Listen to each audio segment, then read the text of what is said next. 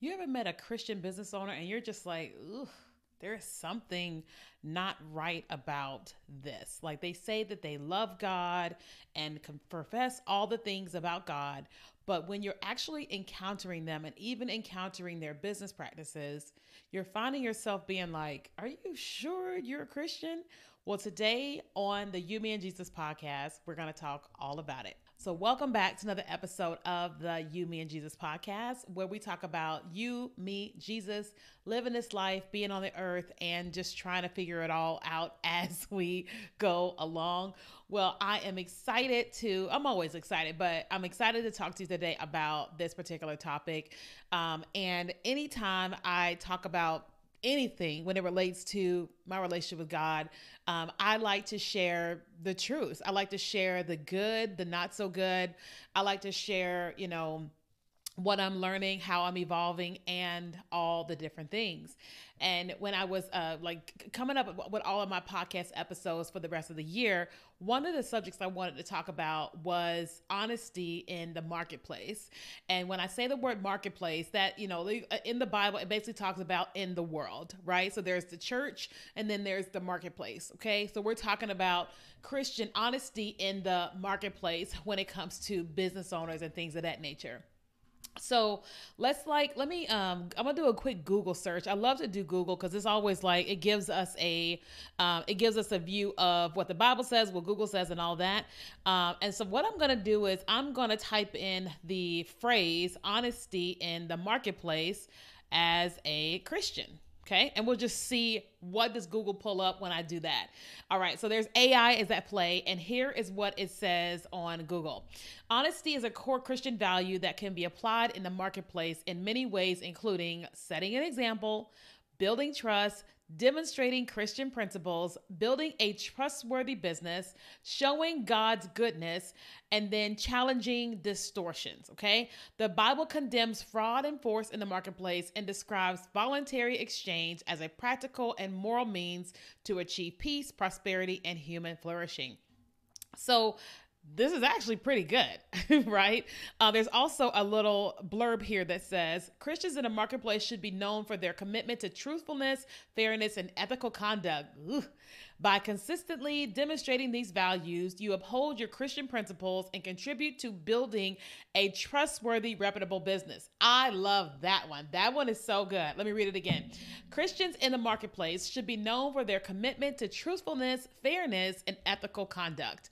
By consistently demonstrating these values, you uphold your Christian principles and contribute to building a trustworthy and reputable business. All right, so let's go ahead and dig into that. I really, really, really love that one.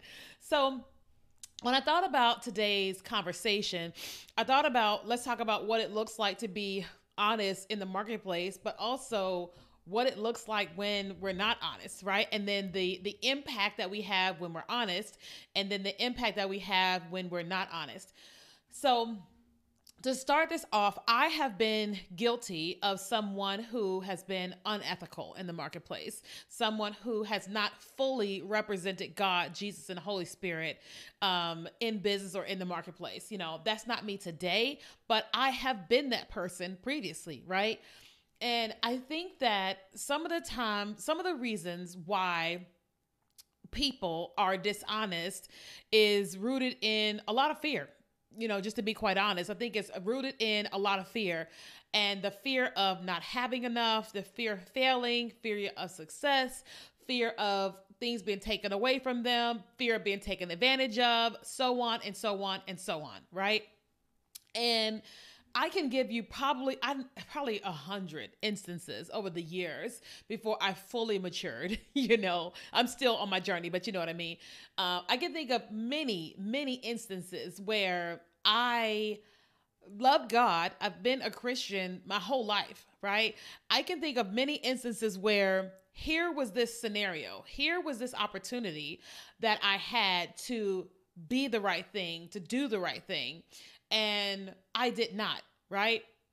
Let me think. I remember years ago, I was involved in this network marketing company. And in order for me to be able to keep this position or hit this position, I had to have so many people that were purchasing this product or service or whatever, right? And I was having a hard time with getting the people to actually buy the services or whatever, right? So what I ended up doing, I think I was like 22, maybe 23 years old. I ended up going to people saying, hey, I will pay you X amount of dollars if you will just sign up for this thing for 30 days, right? That was so unethical, right? To get people to do this thing just so I could hit this goal and make this money, right? So unethical. And there were times when I offered to pay people money to do it, and I never gave them the money. Oh my God, extremely unethical. And I like just thinking about it right now just makes my skin crawl, you know? And here I was, someone who talked about God, been to church my whole life. And here I was doing these bad things to make money, unethical things to make money, you know? I think about, I've been a Christian my whole life, and there were times when I would say things or do things to tear somebody else down to make me better, right? Instead of being honest and potentially the honesty causing somebody else to get something that I wanted, I will be willing to tell a lie. So that way that person wouldn't get it and I would get it. I mean, I have story after story after story after story of times where I did these things and to get what it was that I wanted, you know? And when I look at that, like that definitely has had to have a negative impact on those people that knew me and knew that I knew God. Not saying that it would take them away from God, but my ability to have an impact with that person or with those people from a godly standpoint is shot because of my unethical behavior, because of my dishonesty in the marketplace, you know? And I think about now, I know a lot of different people, a lot of different Christians who say that they love God and they take your money. And then once they get your money, they're not actually doing what they promised. They're not fulfilling what they promised. And I know how I look at them when they talk about God. And I'm like, really? Because, you know, of taking advantage of me or the situation or whatever. And I had that same impact on other people, you know? And then I just think about sometimes when you encounter different businesses or even churches that say, you know, do this, this, and this, and you're going to get X, Y, and Z. And then when you like, oh, for example, you join a church and say, and the church says, we love God. We operate like this. We operate like that. Like, okay, I'll give an example. I used to go to a church, not recently, and the church was very all about excellence. It's all about excellence. And they were talking about like everything is punctual. We operate just this. We operate like this, right? And I had these really bad things that were happening with me inside of this church. And I was like, I want to meet with the pastor. Like, I'm trying to go through the channels and I want to meet with the pastor. He says he meets with people. I want to meet with the pastor. So I go to this meeting and I'm sitting outside waiting for this meeting, and I'm just sitting there and I'm just sitting there and I'm just waiting. It's like 30 minutes plus, and I'm waiting beyond the time of the meeting. And so finally they say I can go in and meet with him. And I'm like, by this time, I'm like, where happened to all the excellence? You know, but I was like, whatever. And so I get into this meeting with this pastor, and he is just so cold. He is so unapproachable. He's so lacking empathy, lacking all the things. And I'm just in this meeting, just in shock at who he actually was, right? Versus what he was saying.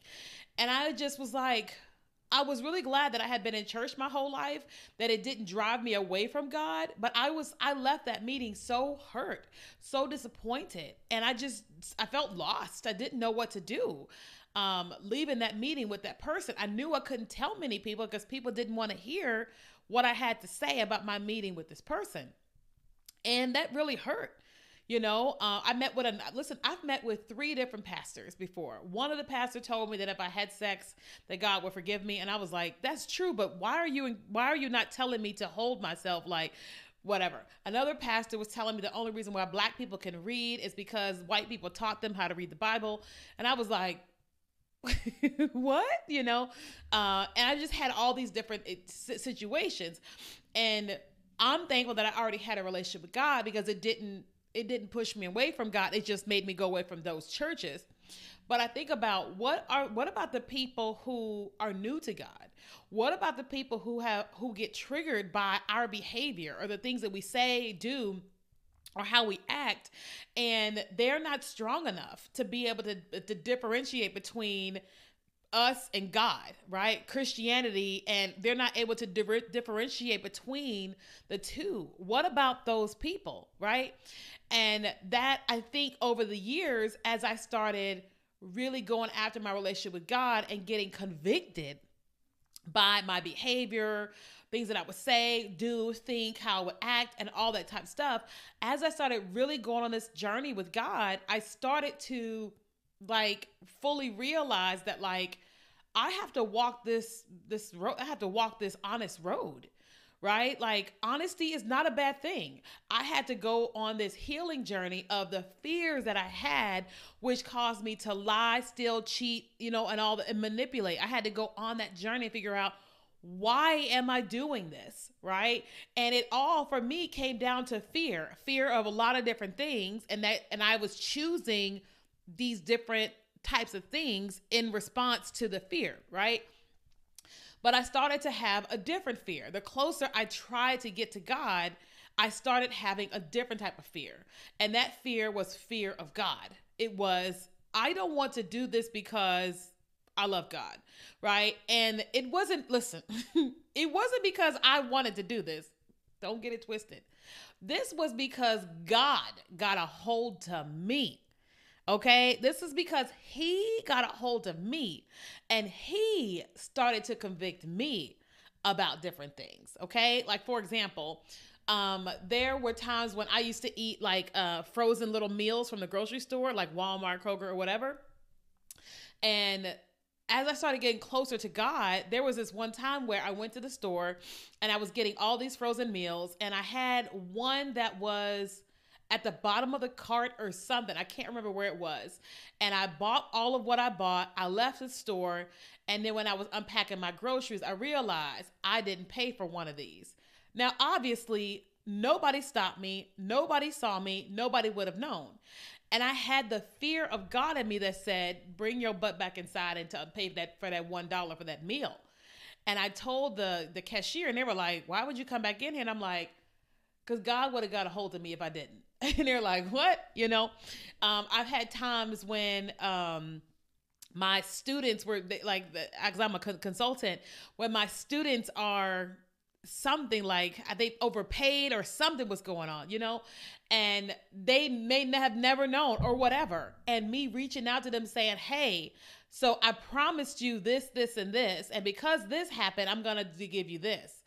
And they were like, why are you doing that? And I'm like, because God, right? Because God.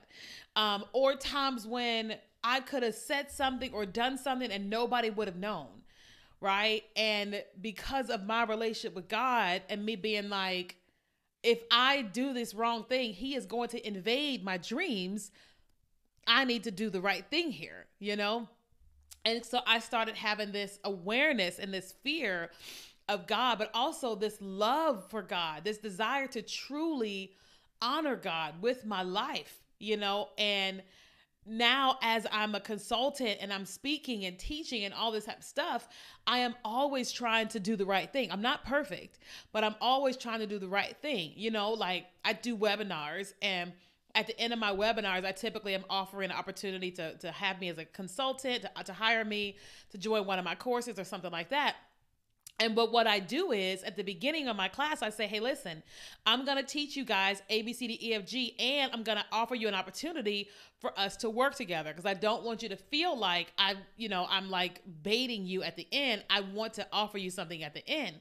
And they say, okay. So it's like I'm being a very honest and transparent salesperson.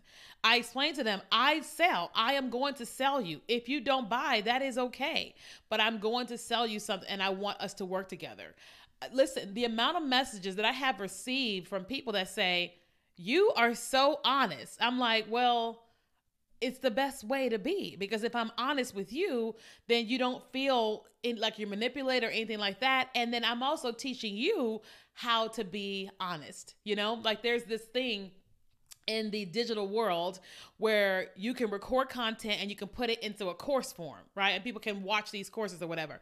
And oftentimes we do this thing called live launches. And live launches are basically where you can only enroll in this course between this time, and then it's closed. And typically with a course, it's unlimited. Like the amount of people that can enroll in a course is unlimited. But most people will sell these courses and say limited space, only a few spaces left. But it's not true, right? A course has unlimited space. And so I had somebody who was trying to convince me to do limited space. And I said, oh, I'm not doing that. They said, why? I said, that's unethical. That's not true. If I have bonuses that are limited, I will say limited bonuses. But if it's the digital course, that's not true. That's unethical. And I have had coaches that have coached me that have been like, and I'm like, it's unethical. I'm not doing that.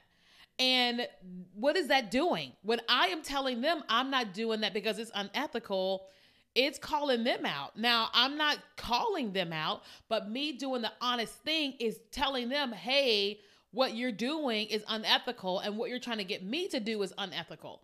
The more honest I am, the more impact I'm having around the people that could be impacted, either ones that are trying to convince me to do it one way, or those that are like trying to buy from me. You know what I mean?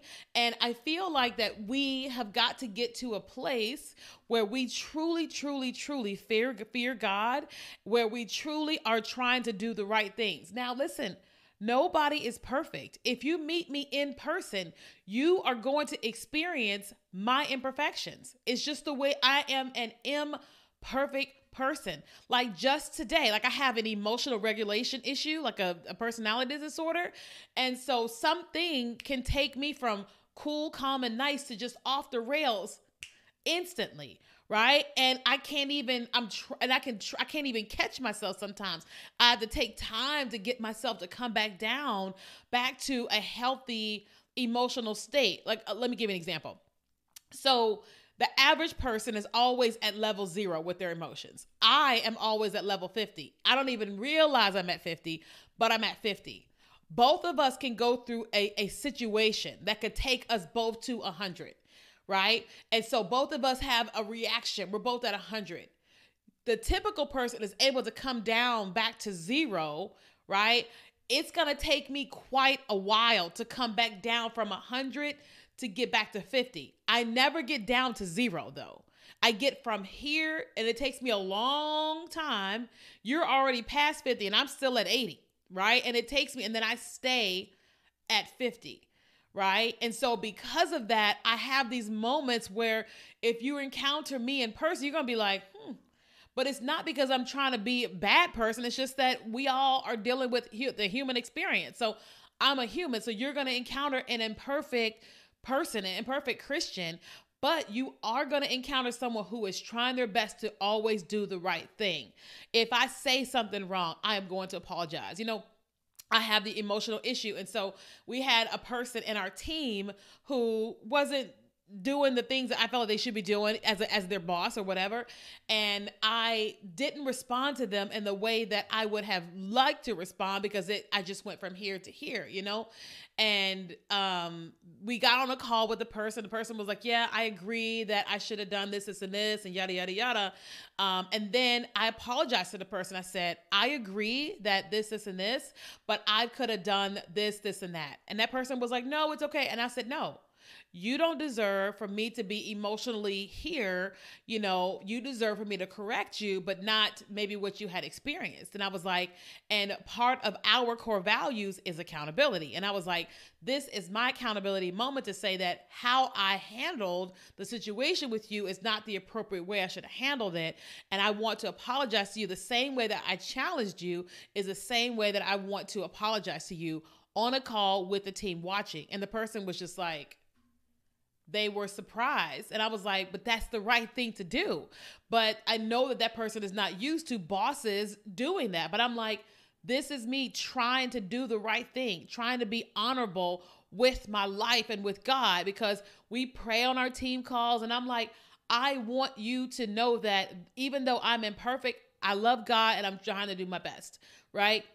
Like that person much time later put in their notice or whatever, for lots of different reasons or whatever. And we started to watch them not really do the job. And I was like, okay. And we were going into a time when we really needed them to either be with the company or not be with the company. But their last week was happening the week when we were launching. And so I brought the person on a call and I said, hey, listen, here's what I'm experiencing. I know that your time is getting ready to get up and you're starting to not do the job we need you to do. So it's causing me a lot of stress. And I was like, I think we should just end this today and not go into next week, because I'm already stressed. Next week, I'm going to be even more stressed. And because I deal with emotional regulation issues, next week, I'm going to be even more frustrated. And I don't want to take it out on you when you're not doing what we need you to be doing, and I'm trying to regulate myself. And that person was like, I understand.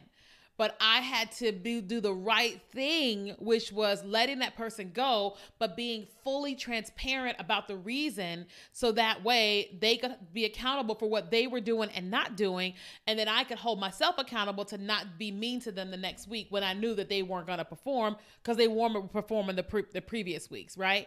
But I feel like that's the honesty of the marketplace, right? So my point in today's episode is to say, if you are a Christian, you have got to do the right things. You've got to say the right things. You've got to be honest. I'm not saying you have to be perfect. I'm saying that you have got to have the fear of the Lord, right? And that means, what does God tell you to do? How does he tell you to be and operate? And you've got to operate in that way. Otherwise, we have this opportunity of negatively impacting other people, other Christians and non-Christians, right? God is God and he gonna be God, but he also gives us an opportunity to be his hands and feet in the earth. And it's best if we are operating as his hands and feet in the earth with honesty and integrity. Okay. So listen, that's the end of this episode. I'm always telling you all my business. Hopefully this episode was beneficial to you. If you found it valuable, make sure you like this video and subscribe to the channel. If you enjoyed this episode on the podcast, please write a review. Let me know whether you're on the Apple Podcast or Spotify. I would love to know. So thank you so much for listening and watching.